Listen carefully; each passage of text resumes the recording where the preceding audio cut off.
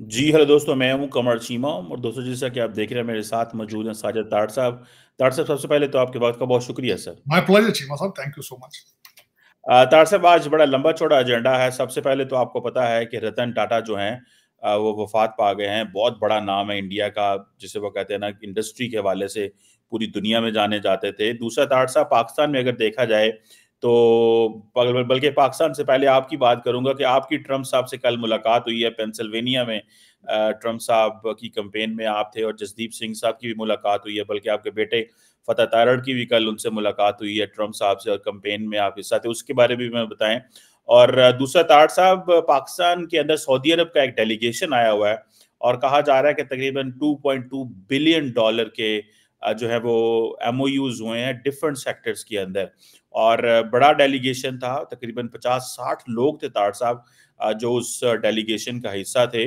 और लग ये रहा है कि वाकई चीज़ें स्लोली स्लोली पिछले 3-4 माह से 5 माह से जब से ये हुकूमत आई है मुसलसल चीज़ें राइट ट्रैक में चल रहे हैं। तार साहब आप इनको आप किस तरह देखते हैं इन डेवलपमेंट्स को? और सुनने में ये भी आया है कि जो चाइनीज़ पाकिस्तान आते हैं, आपको पता है रिसेंटली उनका जो एक वाकया हुआ, उनके लोग मारे गए, तो अब हुकूमत कह रही है कि हम उनको ज़्यादा इधर उधर घूमने नहीं देंगे, सिर्फ उनको वहीं जाने की इजाज़त होगी जहाँ पे वो चाहेंगे। एक तरफ लोग ये भी ताड़ साहब कह रहे हैं कि पहले चाइनीज़ को हम बहुत ज़्यादा 10 साल पहले वेलकम कर रहे थे, अभी उनकी हालत क्या है और अब हम सऊदीज़ को बहुत ज़्यादा वेलकम कर रहे हैं, तो उनकी इन्वेस्टमेंट 10-15 साल बाद कैसे होंगी? ताड़ साहब कैसे देखते हैं आप इन डेवलपमेंट्स को?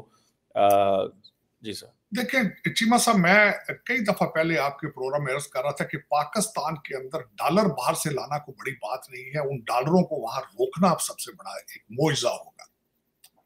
सबसे पहले तो मेमोरेंडम ऑफ अंडरस्टैंडिंग जो होता है, अगर देखा जाए तो वो इससे एक डॉक्यूमेंट, सिर्फ एक पेपर होता है, एक फोटो आप होती है, इससे ज्यादा उसकी कोई अहमियत नहीं होती। मैं खुद सारी जिंदगी ट्रेड डेलीगेशंस के साथ सफर करता रहा हूँ, मुख्तलिफ ममालिक में जाता रहा हूँ। बल्कि मैं कई ग्रुपों के साथ था जिन्होंने $1-1 बिलियन के memorandum of understanding paper sign किए, लेकिन किसी ने फॉलो अप ही नहीं किया, जिसमें खासकर पाकिस्तान बहुत पीछे है इन चीजों में, क्योंकि फॉलो अप करना होता है हमारे बाबू जिनके बच्चे बाहर बैठे होते हैं, वो अपना इंटरेस्ट देखते हैं। उस पर मैं अर्ज करना चाहूंगा, आप जरा फोरकास्ट कीजिएगा कि इसमें सारे मेमोरेंडम ऑफ अंडरस्टैंडिंग और इतना बड़ा जो डेलीगेशन आया है उसका मुस्तकबिल क्या होगा। एक बात मैं आपसे शेयर करना चाहूंगा कि आपका इस्लामाबाद एयरपोर्ट जो है उसको 15 साल पे लीज देने की बात हुई है। सिर्फ 2 पार्टियां इंटरेस्टेड थी। एक पार्टी अंदर बैठ के बिड दे रही थी, दूसरी पार्टी को अंदर आने ही नहीं दिया, उसको बाहर सिक्योरिटी के चक्कर में रोक लिया गया है। वो अब अपना केस जो है वो कोर्ट में लेके जा रहे हैं। जिसको देने की तैयारी की जा रही थी वो टर्किश कंपनी। अब जिस मुल्क के अंदर ये हालात हों कि आप एयरपोर्ट के लीज दे 15 साल पे लीज देने के लिए आप किसी से पैसे लेकर दूसरी पार्टी को सिक्योरिटी के चक्कर पर गेट में खड़े कर लें, क्योंकि पता हो कि सजा जजा को नहीं होगी, हमें पूछने वाला कोई नहीं, तो फिर वो किस तरह चल पाएगा। देखिए, सऊदी और चाइनीज, मैं अर्ज करना चाहूंगा, मैं आपको याद कराना चाहूंगा कि चाइनीज को यहां लाया गया तो उनको कहा गया था कि आपके लिए पूरा एक ब्रिगेड बनाया जाएगा, इतने फौजी रखे जाएंगे, सिर्फ आपकी हिफाजत करेंगे। क्या आप उनकी हिफाजत कर पाए? आपने उनको कहा था कि आपकी ब्यूरोक्रेटिक रेड टेप को रोकने के लिए वन विंडो ऑपरेशन किया जाएगा, आप कर पाए? एयरपोर्टों के ऊपर आपने कहा था चाइनीज के लिए अलग विंडोज होंगी वीजा उनकी एंट्री के लिए, क्या आप कर पाए? क्या ये डिलीवर की है आपने? अगर तो फिर आगे चलने की बात करें, एशियन डेवलपमेंट बैंक भी आने के लिए वो भी सुना आ रहा है, वो भी और भी कई चीजें आ रही हैं। मैंने औरंगजेब साहब की एक पूरी स्टेटमेंट पढ़ी है, पूरा उनका एक उनके बारे में आर्टिकल लिखा गया है, जिसमें उन्होंने कहा है, डॉन में था, कि पाकिस्तान के हालात पहले से बेहतर। मैं एग्री करूंगा। आपके डॉलर को किसने कंट्रोल किया, ये मैं पूछना चाहूंगा। आपकी एजेंसियों ने कंट्रोल किया। आपकी नॉर्मल रेगुलर गवर्नमेंट से डॉलर कंट्रोल नहीं हो रहा था, सारे के सारे अफगानिस्तान चले गए थे, लेकिन आपको वहां भी आपकी एजेंसियों ने उसको कंट्रोल किया। आपका पार्लियामेंट चलाती है एजेंसियां, आपका डॉलर कंट्रोल करती है एजेंसियां, मुल्क चलाती है एजेंसियां। तो या तो आपका जो अगर सऊदी डेलीगेशन आके एजेंसियों से मिला हो तो फिर हो सकता है कि वो कामयाब हो जाए। लेकिन चीमा साहब, हकीकत जो सीरियसनेस के हालात आपके ये हैं कि आपने फलस्तीन के बारे में आपने सारी सियासी पार्टियां इकट्ठी की हैं, और लेकिन वहां पे बात उनसे की गई है अपनी कॉन्स्टिट्यूशनल अमेंडमेंट्स की। खाबे खाए गए हैं जब बोल रहे थे, पीछे चमचियां और प्लेटों की आवाजें आ रही थी। हो सकता है कि फलस्तीन तक आवाजें गई हों, क्योंकि जर्दा बड़ा अच्छा पका था।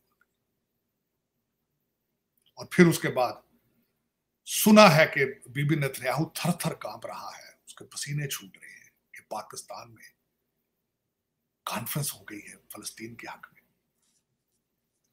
लेकिन देखा जाए चीमा साहब, इस पे अफसोस है, मैं नहीं समझता कि इससे कुछ चेंजेस आएंगी जब तक आप अपनी करप्शन के ऊपर क्रैकडाउन नहीं करेंगे, जब तक अदालतें सजाएं नहीं देंगी, तब तक चाहे सऊदी आ जाए, चाहे अमेरिकन आ जाए, चाहे ब्रिटिश आ जाए, जो भी आ जाए, इस मुल्क की किस्मत तब्दील नहीं हो सकती।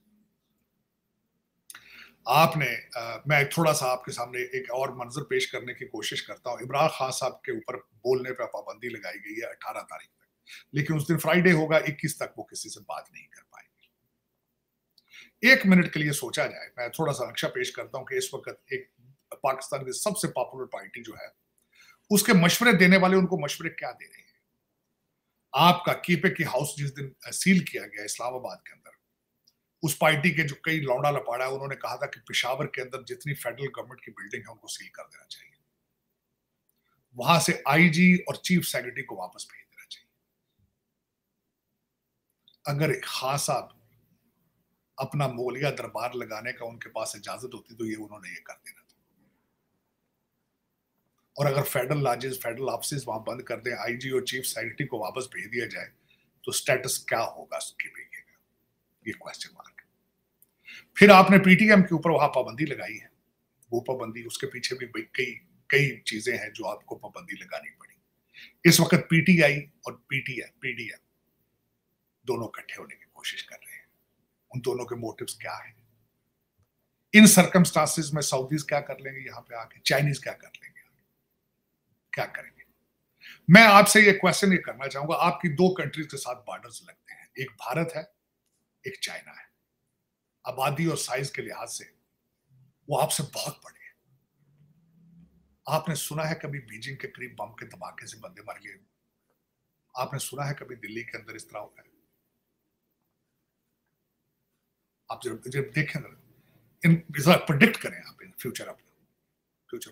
और फिर इस संडे को जुल्म ये हुआ है कि तालिबान की उनकी फॉरेन ऑफिस ने एक स्टेटमेंट दी है कि we are worried about the circumstances in Pakistan, और ये एक रीजनल खतरा बन चुका है पाकिस्तान। ये तालिबान की तरफ से स्टेटमेंट आई। आपका क्या ख्याल है, सऊदीज वो स्टेटमेंट नहीं देख रहे? आप जिस वक्त सूबा सरहद केपे की ने अटैक किया इस्लामाबाद के ऊपर, उसकी ड्रोन की फुटिंग जो है, आपका क्या ख्याल है, सऊदी अरब की एजेंसियां नहीं देख रही उस फुटिंग को? उसको रशिया जिसका प्राइम मिनिस्टर आने वाला है यहाँ पे, उनकी एजेंसियां नहीं देख रही। यहाँ पे हमारे डॉक्टर जयशंकर साहब आ रहे, आपका क्या ख्याल है, रा ने उसको नहीं देखा होगा? चाइना ने नहीं देखा होगा, जहां उनका प्रीमियर आ रहा है, वहां पे प्राइम मिनिस्टर आ रहा है। आप चाहते क्या है? जरा आप अपने गिरेबान में झांक कर 25 करोड़ लोगों से पूछे, व्हाट यू वांट, तुम्हारी अपनी डेस्टिनेशन क्या है, कहां जाना चाहते हैं आप? लेकिन चीमा साहब, इसमें अगर देखा जाए तो कसूर इस वक्त ये जो भेड़ बकरियों की तरह इनको चलाया जा रहा है। जरा देखें, अगले दिन जब इस्लामाबाद के ऊपर हमला किया गया, उसमें 120 अफगानी थे असले के साथ, किराए पे। उन्होंने इंकशाफ किया कि हमें 2-2 हजार रुपया दे के हमें दिन का हायर किया गया है या लाया गया है। फिर लोग ऐसे पकड़े गए हैं जिनके हाथ में पेट्रोल दिया गया है कि आपने डी चौक पर पहुंच के इस्लामाबाद को आग लगानी है, और यहां तक ऑर्डर उनको सुना दिया गया है कि अगर पुलिस वाला को देखो उसको भी आग लगा दो। इन सर्कमस्टांसेस में दुनिया को चाहिए यहां इन्वेस्ट करें आगे? मैं ये बहुत बड़ा सवालिया निशान है। मैं जाने से घबराता हूं, वहां आप कहते इन्वेस्टमेंट वहां कर, किस चीज में इन्वेस्ट करनी चीजें? बिजली आपकी जो प्राइवेट पावर प्लांट्स है, आपने कभी सोचा है उनके कॉन्ट्रैक्ट्स किस तरह? अभी तो सुना है आप उनके साथ नेगोशिएट कर रहे हैं, आप उनके साथ क्या वहां से बिजली खरीद के कोई असेंबल चीज करके आप इंटरनेशनल मार्केट प्लेस में बेच सकते हैं? दुनिया एक्सपेक्ट कर रही थी कि बांग्लादेश के हालात खराब हैं, शायद कॉटन का बिजनेस वापस आ जाए, जो यहां से कराची से उठकर बांग्लादेश गया था, लेकिन नहीं आएगा। क्यों आए? किन सर्कमस्टांसेस में आएगा? दुनिया ये जरूर कहती है कि when China slows India grows. अब बांग्लादेश स्लो हुआ तो आप ग्रो क्यों नहीं कर पा रहे? क्या वजह?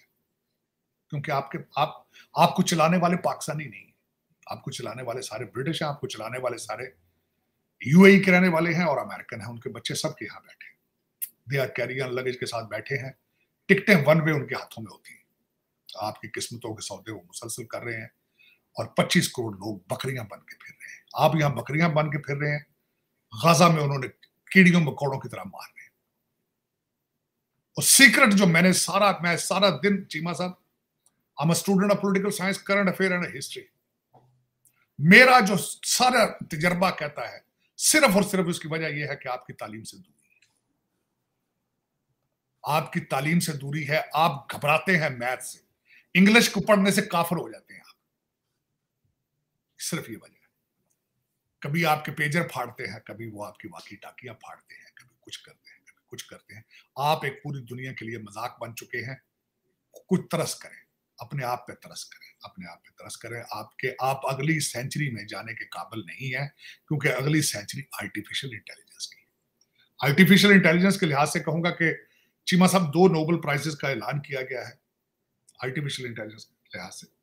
जॉन होपफोल्ड है प्रिंसटन यूनिवर्सिटी के, और दूसरा नोबेल प्राइज है ग्रेगरी हिंटन उनका नाम है, वो यूनिवर्सिटी ऑफ टोरंटो के ब्रिटिश कैनेडियन है। 2 लोगों को नोबेल प्राइज दिया गया है इन फिजिक्स। अचीवमेंट क्या थी? Discoveries and inventions in machine learning, जो कि आर्टिफिशियल इंटेलिजेंस है। और इनको जॉन हाफील्ड को कहा जाता है कि is the father of artificial intelligence. इसके बगैर आप आगे सेंचुरी में एंटर नहीं हो सकेंगे। उर्दू की ट्वीटों के साथ इन लौंडे लपाड़ों को कहें कि कुछ शर्म करो। तुम्हारी ट्वीटें पाकिस्तान से बाहर को, बल्कि पाकिस्तान में भी पढ़े लिखे लोग उनको ट्रांसलेट नहीं कर पाते। कुछ शर्म करो, कुछ शर्म करो। दुनिया से बाइकाट करने से, देखें चीमा साहब, कबूतर अगर आंखें बंद कर ले तो बिल्ली चली जाती है। इजराइल का मैच 7 अक्टूबर पे कल बीबी नेतन्याहू ने कहा है कि हम ईरान को गाजा बनाने की सलाहियत रखते हैं और बना देंगे।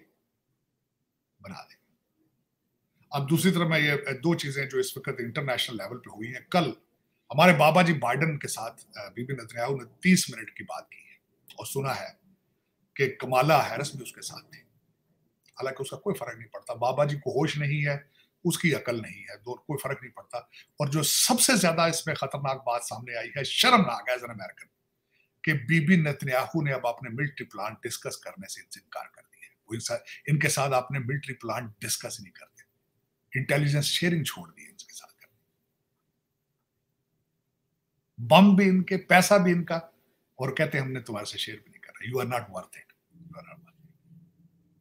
हाँ, उसके रिटेलिएशन में जो चीजें कल आई हैं, चीमा साहब, सुना है कि कल जो है ईरान ने सुना है कि वहां पे झटके महसूस किए गए हैं। इंटरनेशनल कम्युनिटी जो है वो इस वक्त they are trying to understand, either उन्होंने अंडरग्राउंड अपना ब्लास्ट कर लिया है या अर्थक्वेक था या क्या है। लेकिन तेहरान के पास जो है एक जगह है जहां पे ये डाट मिलाने की कोशिश कर रहे हैं कि वहां पे ये अंडरग्राउंड ब्लास्ट हुआ है। उस लोकेशन के नजदीक इनकी लेबॉरेटरी मौजूद थी। इस वक्त ईरान के अंदर 6 लेबॉरेटरियां मौजूद हैं जहां ईरानियन जो है अपने टेस्ट कर सकते हैं। ये डाट मिलाने की कोशिश कर रही है इंटरनेशनल कम्युनिटी के, उन्होंने कल अपना टेस्ट कर लिया। आज से कुछ अर्सा पहले कहा जाता था कि ईरान जो है 7 डेज अवे टू बिकम, उनको यूरेनियम एनरिच करने के लिए 7 डेज चाहिए।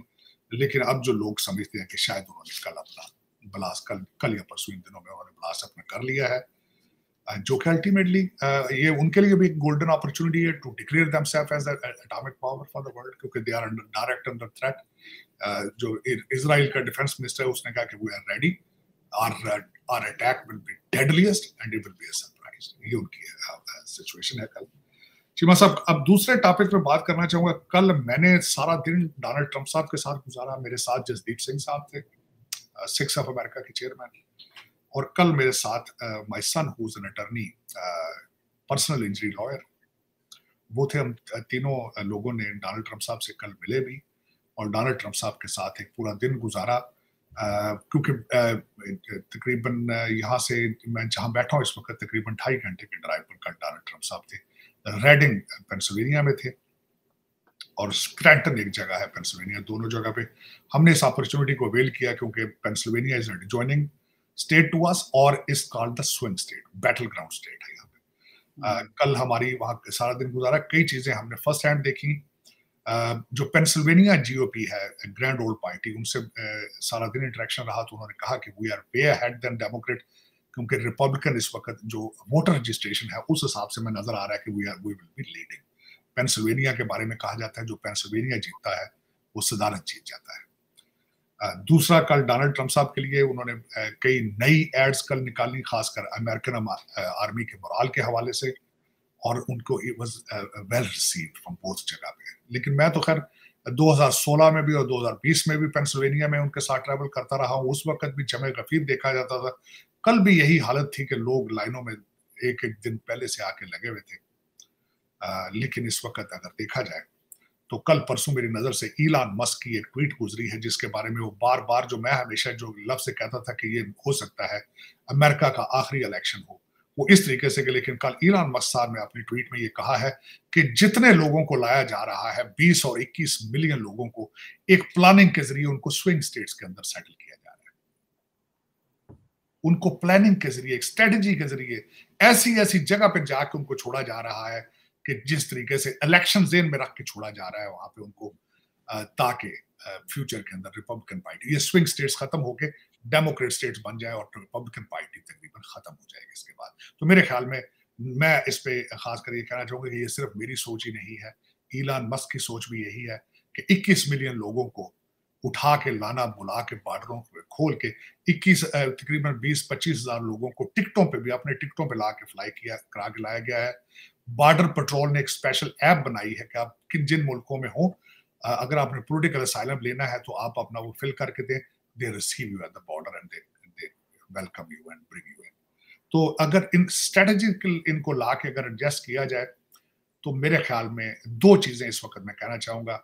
मैं हमेशा पॉलिटिकल साइंस का स्टूडेंट रहा हूं, मैं अपनी आंखों के सामने जमहूरियत को मरता देख रहा हूं। पहला अमेरिका के अंदर जो 250 साल की हिस्ट्री है, जहां पे पहला वार कैमला हैरिस ने और बराक ओबामा ने जमहूरियत के ऊपर ये किया था, मैं अर्ज करना चाहूंगा वो आपको कि डोनाल्ड ट्रंप का अपोनेंट जो बाइडन था। जो बाइडन, प्राइमरी इलेक्शन हुए, डोनाल्ड ट्रंप ने कंपीट करके अपनी नॉमिनेशन विन की रिपब्लिकन पार्टी। दूसरी तरफ से अकॉर्डिंग टू द ट्रेडिशन जो बाइडन सामने आया, उसके ऊपर उन्होंने मिलियंस डॉलर्स उसके खिलाफ कैंपेन पे लगाए। लेकिन इलेक्शन से एक महीने पहले उसको, आप डोनाल्ड ट्रंप उसको कहते हैं दिस इज अ पॉलिटिकल कू, कि पॉलिटिकल कू करके एक खातून को बगैर प्राइमरी प्रोसेस के लोगों को असली चेहरा ही कैमला हैरिस का नहीं दिखाया जा सका। उसके ऊपर 300 मिलियन या 150 मिलियन लगाया ही नहीं डोनाल्ड ट्रंप ने उसके खिलाफ उसको वेट करना, और आज उसको यहाँ का लिबरल मीडिया उसको शील्ड प्रोवाइड कर रहा है Kamala Harris. This is called the political corruption. Political coup हुआ है यहाँ पे, नंबर 1। और दूसरा, उसके बाद चीमा साहब 21 मिलियन लोगों को लाके स्विंग स्टेट्स के अंदर एडजस्ट कराना, दिस इज सेकंड पॉलिटिकल कू। इसके बाद जमहूरियत खत्म हो जाएगी, और ये यहां से खत्म होगी तो मेरा ख्याल में अब आपको टाइम वेस्ट नहीं करना चाहिए, क्योंकि आपने तो ये किताब खोली ही नहीं, आपने तो ये किताब परचेज ही नहीं की। आप तो एस्टेब्लिशमेंट और आप फैमिली एंटरप्राइज, आपकी तीन पार्टियां हैं, मैं उनको पार्टियां नहीं कहूंगा। I hate to say that they are not political party, they are family enterprise. आपके भुट्टो साहब हैं, वो पैदा होते ही वजीर आजम थे, the day he was born he was a prime minister. उधर पप्पू बादशाह है, पप्पू गांधी है, वो पैदा हुआ ही प्राइम मिनिस्टर था। सोनिया गांधी थी, वो इटालियन थी, वो सुना इटालियन जबान में हिंदी लिख के उनको तकरीरें दी जाती थी। नेहरू गांधी डायनेस्टी, ये इसको सियासत नहीं मैं कहूंगा, फ्रेंचाइज कहूंगा इसको। दूसरा, अब नवाज शरीफ देख लें, सफ्दर जुनैद को हल्का दिखाया जा रहा है, उसके लिए पिक किया जा रहा है। डायनेस्टी पॉलिटिक्स, इसको कहते हैं डायनेस्टी पॉलिटिक्स, फैमिली पॉलिटिक्स। ये सियासत नहीं है, ये डिक्टेटरशिप है, ये फ्रेंचाइज है, ये वारदात है, ये डाका है। तो अगर यहां जहां मैं बैठा हूं आज, अगर यहाँ से जमहूरियत खत्म हो जाएगी तो आपको तो चाहिए कोई नया सिस्टम ऑफ गवर्नमेंट अपना, जो आपको सूट करता हो पसंद कर लें। वैसे भी चीमा साहब, मुझे अक्सर लोग कहते हैं कि यार तुम एक वकील होने के बावजूद तुम फौजियों को सपोर्ट करते हो, तुम कहते हो नहीं टेक्नोक्रेट आने चाहिए। तो उनके लिए इत्तला के लिए अर्ज है, जमहूरियत जाहिल, अनपढ़ और गरीब मुल्कों के लिए नहीं बनी थी। जिनको पता ही ना हो लेजिस्लेशन क्या है, जिनको स्पेलिंग ना आते हो लेजिस्लेशन के, चीमा साहब उनके लिए बनी है ये। आपके वहां पे लेजिस्लेशन कौन बैठे हैं? मेरे मुर्शद ने, ऑक्सफोर्ड ग्रेजुएट थे, उनका नाम दिया था electables. Electables, who are electables? Son of the British agents. वो पार्टियां तब्दील कर करके आ गए, पीटीआई में घुस गए, इधर से घुस गए, उधर से निकल गए, इधर से घुस गए, बेवकूफ बना रखा है। ठंडे माहौल में आके बैठ जाते हैं, खाना उनका सब्सिडाइज्ड है असेंबली के अंदर, वहां से सब्सिडाइज खाना खाते हैं, आके बैठ के गपशप लगा के शाम को वोट बेच जाते हैं। कर्नल लियाकत उनको मैनेज करता है।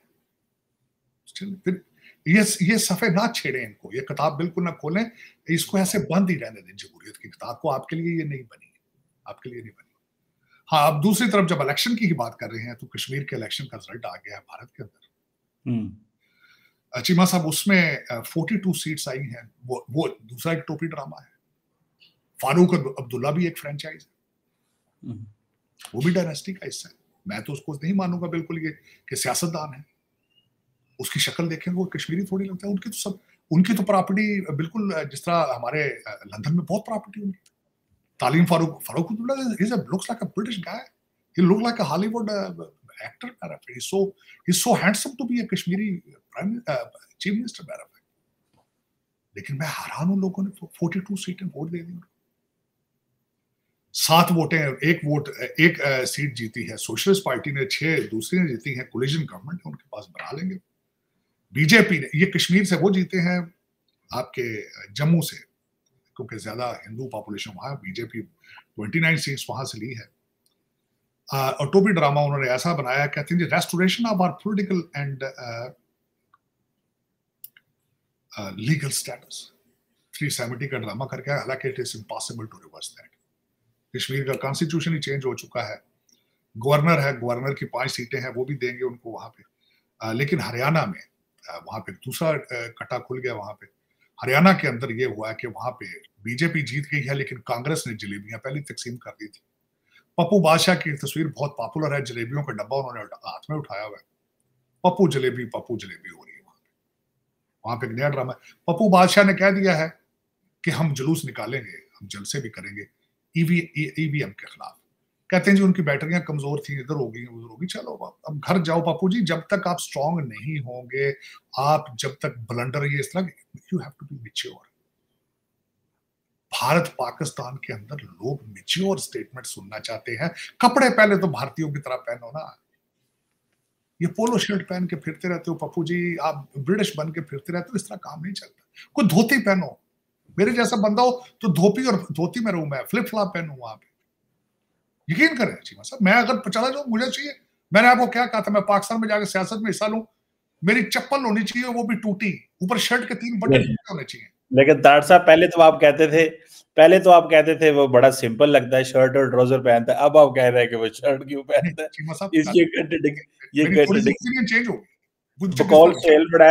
बकौल सेल बड़ैच, क्या ये खुला तज़ाद नहीं? चीमा साहब, mind is such a thing, is ever changing. The minute you see somebody's real face, जब देखते हैं, मैं उस पे खुश था, मैं आज भी एडमायर करूंगा। भारत जोड़ो यात्रा की थी, मैं कहता था उसका कि आज तक पाकिस्तान में विश के कोई ऐसा लीडर हो जो भारत जोड़ो यात्रा करे, क्योंकि किसी ने नहीं की, ये उसकी अच्छी बात थी। लेकिन जो उसने आके अमेरिका के अंदर जब उसने अपनी गंदी लॉन्ड्री यहां धोई है, और वो भी जो ब्लंडर उसने की, ब्लंडर, खासकर मैं I am very much involved in six in India, very much. I live 70% of my time with the Sikhs. You know that. मैं भारत जाता हूँ, मैं गुरुद्वारों में बिल्कुल जाता हूँ, मस्जिदों में जाता हूँ, दरगाहों में जाता हूँ, चर्चों में जाता हूँ, मंदिरों में जाता हूँ, because I respect every religion. लेकिन एक अफसोस की बात है कि आप वॉशिंगटन डीसी में खड़े होकर किसी सिख से ये कहें कि सिख वहां पे कड़े नहीं पहन सकते हो, टर्बन नहीं पहन सकते, that was wrong. That was absolutely wrong. बल्कि अभी तो एयर चीफ भी उनके सिख आए हैं। लेकिन चीमा साहब इतनी बड़ी स्ट्रॉन्ग स्टेटमेंट एक इतने बड़े लीडर के मुंह से सुनना, ये मेरे ख्याल में वो मेरे लिए वाज अ शॉकिंग एक्सपीरियंस। मैं उस दिन I change my opinion. I'm sorry if if you, but the thing is this, I definitely agree on one thing कि mind is such a change, change करता है ना। आप किताबें पढ़ते हैं, ओपिनियन देखते हैं, आप असली चेहरे लोगों को देखते हैं, and you develop your opinion based on it. It was wrong. अब इस वक्त जो वो भारत के अंदर भी कई ऐसे डिसीजन ले रहे हैं वो जिस पे मैं एग्री नहीं करता उनके साथ, डेफिनेटली नॉट। हरियाणा में जो सबसे बड़ी दूसरी बात हुई है, मैं केजरीवाल साहब का बड़ा फैन हूं, आपको पता है उनके बारे में भी मैं, हालांकि उसके खिलाफ भी कई लोग हैं, लेकिन दिल्ली के अंदर मैं फर्स्ट हैंड इंफॉर्मेशन लोगों से लेके आया था दिल्ली में, लेकिन एक भी सीट नहीं जीत सके हरियाणा के अंदर। उनको 5 सीटें पहले ऑफर की गई, उन्होंने एक सीट नहीं ली। अब आगे महाराष्ट्र के इलेक्शन होंगे, उसमें वहां बीजेपी फिर दोबारा बीजेपी स्वीप करेगी उसके अंदर, लेकिन मेरे ख्याल में लोगों को बीजेपी की पॉलिसी से कुछ लर्न करना चाहिए मेरे ख्याल में, regardless how it is, but they are successful in it. और दूसरा मैं समझता हूं कि चीमा साहब, according being a student of political science, coalition governments are never good. उसमें वजह ये होती है कि वो कोई भी चीज डिलीवर नहीं कर पाते, और उसमें नुकसान किसका होता है? कंट्री का नुकसान होता है, वोटर्स का नुकसान होता है, जनरल मैसेज का नुकसान होता है, क्योंकि वो अपनी अपनी पार्टियों को खुश करने के चक्कर में डेवलपमेंट को रोक के रख देते हैं, जिस तरह आजकल अमेरिका में हो रहा है। कांग्रेस एक के पास है, सेनेट दूसरे के पास है, व्हाइट हाउस किसी के पास है, डिलीवर नथिंग, जो आप जीरो। तो ये चीमा साहब असल में इस वक्त चल रहा है, लेकिन देखें ओआईसी आने वाली है बिल्कुल इस वक्त पाकिस्तान के अंदर जो है वो तार साहब एससीओ, और बड़े हम खुश हैं, बड़ा इस्लामाबाद को सजा दिया गया है। और लेकिन 14, 15, 16 को तार साहब स्कूलों में छुट्टियां, हाथ छुट्टियां अवाम कराएं, जब बच्चे पॉपकॉर्न मूवियां देखेंगे थे बाहर। चीमा साहब नहीं, आप किसने कहा आपको छुट्टी? कोई छुट्टी, छुट्टियां तो 1947 से शुरू हुई थी भैया आपकी। अगर आप कुछ करते तो 24 दफा बैंकरप्ट होते आप, 24 दफा आपको आईएमएफ को बेल आउट करना पड़ता। आप तो सारा कंट्री छुट्टी में, काम कौन कर रहा है? हम जो बाहर आए हैं पाकिस्तान, हम लोग तो वहां पाकिस्तान पैसे नहीं भेजते, लेकिन मिडिल ईस्ट वाले पैसे भेजते हैं। आप उससे पाकिस्तान चल रहा है आपका। हाँ, आपसे कुछ डॉलर वो आते हैं और कुछ डॉलर ये जो आपको एशियन डेवलपमेंट बैंक आईएमएफ ने दे दिए, दूसरा फ्रॉड फ्रूड है, वो सारे वापस चले जाते हैं। लूट लाट के आपके अफसर खा जाते हैं, सियासतदान सारा फ्रॉड फ्रूड करके खा जाते हैं। आपके 25 करोड़ लोगों को तो सिर्फ किस्तें देने के लिए रखा हुआ है। The biggest labour camp possible on the planet is called Pakistan. It is proven. आपके खून पसीने की कमाई से सिर्फ आईएमएफ की किस्तें दी जाती हैं। वो जो डॉलर वहां से आते हैं वो तो लंदन से आगे जाते ही नहीं। देख लें आप, दुबई में आप अपनी प्रॉपर्टी देखें। मैंने अगले दिन ट्वीट किया था, मैंने कहा लंदन के अंदर ब्रिटिश लोगों से ज्यादा तो पाकिस्तानियों की प्रॉपर्टी है। मेरा ख्याल हो सकता है मियां साहब फैमिली के 300 साढ़े 300 प्रॉपर्टी सुना इनकी। और अगले दिन मैंने आपको कहा था जो अल जजीरा वालों ने प्रोग्राम बनाया, बांग्लादेश का जो मिनिस्टर है, तो उसकी देखें प्रॉपर्टियां कितनी। वो जो लैंड मिनिस्टर था उनका, जिसका लिखा था मिलियंस ऑफ मिनिस्टर, खूबसूरत डॉक्यूमेंट्री उन्होंने बनाई। वहां पे तो ब्रिटिश लोगों का तो कुछ भी नहीं। पहले मैंने टाइम मैगजीन में पढ़ता था बड़े अरसे से, जीमा साहब, उसके अंदर लिखा होता था कि Britons are running away from England, they are moving to Canada and Australia. यहाँ तो आपका कब्जा है इस वक्त, पाकिस्तानी और इंडियन लोगों का कब्जा है। यहाँ मेयर सादक है तो यहाँ हमारे ऋषि सोनक है। वहां पे तो आप ब्रिटिश तो भाग गए, गुर्बत से डर के भाग। लेकिन चीमा साहब आपके हालात अभी तक अच्छे नजर नहीं आते। तैयारियां हो रही हैं, जब 21 तारीख आएगी खान साहब फिर अपना दरबार लगाएंगे मुगलिया, और फिर आप होंगे, आपकी स्टेट होगी। हाँ, यहाँ पे मैं एक बात जो है वो मैं बड़े मेरे जो दिल के करीब थी, रतन टाटा पे बात करना चाहूंगा चीमा साहब। हाँ जी, Ratan Tata was a legend, the only personality in the recent days जो कि नॉन कंट्रोवर्शियल थी।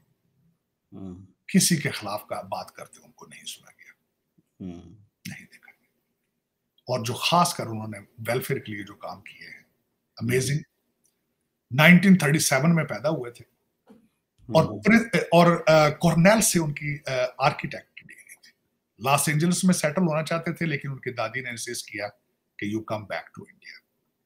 फिर जिस तरीके से उन्होंने टाटा को नेक्स्ट लेवल पर लेके गए, फिर टेटले खरीदी उन्होंने, कंपनी इंटरनेशनल कंपनी बनी। फिर जिस तरीके से उन्होंने रेंज रोवर फोर्ड को खरीदा, और जो एक रिमार्क है, मैं समझता हूँ कि पूरी दुनिया के लिए it's a story to be told, how legends are born still, and अफसोस के साथ है भारत के अंदर तो कई चीजें हैं, मिसालें हैं ऐसी, लेगेसी छोड़ के जाना।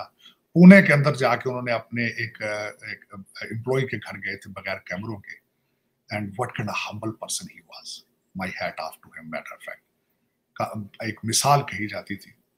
अब तो खैर कई बिलियनर बन चुके हैं। भारत की मिसाल थी, कहते यार तू टाटा बिरला है, एक बिरला फैमिली थी, टाटा फैमिली। लेकिन it's a remarkable story, the way the air India, the way everything. My heart is my praying for him, my deepest condolences and my prayer for his soul, man. Like, what a wonderful person, has done many projects in India for the welfare of general masses.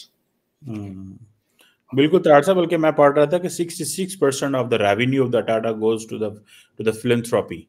सो इतना बड़ा वो, he never married, और उन्होंने बड़ा contribute किया है Indian economy के अंदर।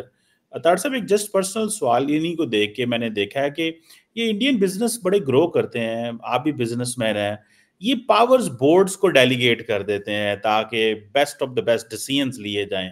हमारे यहाँ ऐसे नहीं होता। वैसे हमारे यहाँ होता है एक भरा, दूजे भरा, तीजा भरा, बच्चे, ये वो, जिसकी वजह से आपको पता है कि हमारी फैक्ट्रियाँ, बिजनेस उस तरह नहीं चले, कमज़ोर हो गए हैं, बैठ गए हैं, लीडरशिप क्राइसिस आ गया है, नए आइडियाज़ उस तरह नहीं आए, तकसीम 10 तकसीम हो गई। ये इंडिया को एडवांटेज रहा है कि उन्होंने अपनी कंपनीज चलाने के लिए सिर्फ अपना दिमाग नहीं किया, उन्होंने बोर्ड्स को जो पावर्स दे दी। आपने तो बड़े करीब से ये देखा है। मैं खासकर देखें, वी हैवंट, हमें प्रॉब्लम ये है कि हमने किरदार साजी बंद कर दी। चीमा साहब, मैं आप सोच नहीं सकते कि मैं ऐसी ऐसी चीजें, मुझे जिस तरह शौक है, उबराय होटल है, बहुत बड़ा चेन है भारत में।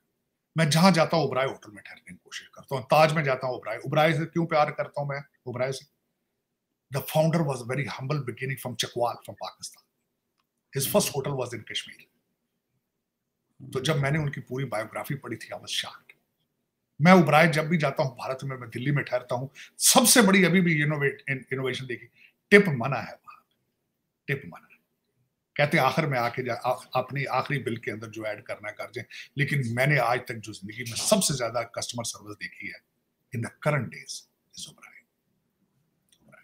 दुबई जाता हूं मैं, ताज में ठहरता हूं, लेकिन चीमा साहब, दे आर दुनिया को लेगेसीज के शौक है। हमने वो किरदार साजी बंद कर दी। हम कहते हैं आज ही जो फ्रॉड है, मैं फ्रॉड करूं, पैसे सारे उठा के घर ले जाऊं, एम्प्लॉयज के साथ शेयर ना करूं, टीम के साथ शेयर ना करूं। ये एक बहुत बड़ी चीज होती है, मैं समझता हूं। तो बिल्कुल सही कह रहे हैं, बिल्कुल सही कह रहे हैं। पूरी दुनिया जो है, बल्कि अभी मैं देख रहा था कि लॉकहीड मार्टिन जो है तार साहब, वो जो है वो रतन टाटा के लिए कंडोलेंसेस कर रहे हैं। सो इतना बड़ा ब्रांड थे वो, उन्होंने बड़ी बात होती है ये। Anyhow, thank you very much Sajid Tar साहब sir, it's always pleasure talking to you. आपको बहुत शुक्रिया सर, थैंक यू।